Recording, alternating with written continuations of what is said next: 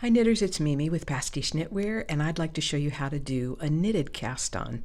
Knitted cast-ons are great if you have to add stitches in the middle of your work. I often use it when I'm working a picot bind off.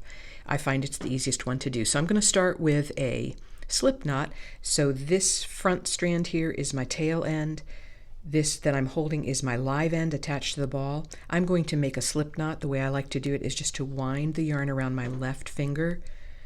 And then when I drop the yarn, you can see I have a little X in front of me. I'm going to pick up the front loop, pull the back loop through it, take my finger out and pull down on both strands.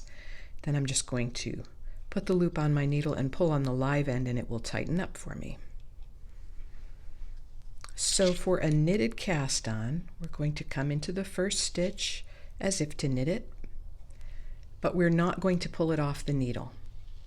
So I have a stitch on my left needle, a stitch on my right needle, and we're just going to replace the stitch back on the left-hand needle. However, you would be inclined just to drop it back like so, but if we did that, the stitch would not be mounted properly. So we need to bring the left needle tip under this left leg in the front of the stitch, not from behind it, like so. And then we replace, and then we're going to do it again. So I'm going to knit one stitch. And when I kind of rotate my needle out, and then I come in under that left leg in the front of the stitch with the left-hand needle, and then I tighten it up just a little bit. I don't really crank down on it. It's not really necessary. I don't want the stitches to be too tight. So we make the stitch, kind of rotate that right needle, come in the front of the stitch with the left-hand needle.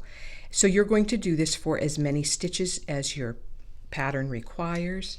You're just going to continue this process. I do want to show you a little tip though for the end so that your yarn ends up in the right spot. So say this is going to be our last stitch on here.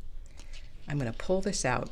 Before I replace the stitch, I'm going to bring the yarn forward between the needle tips and then come in the front of that stitch.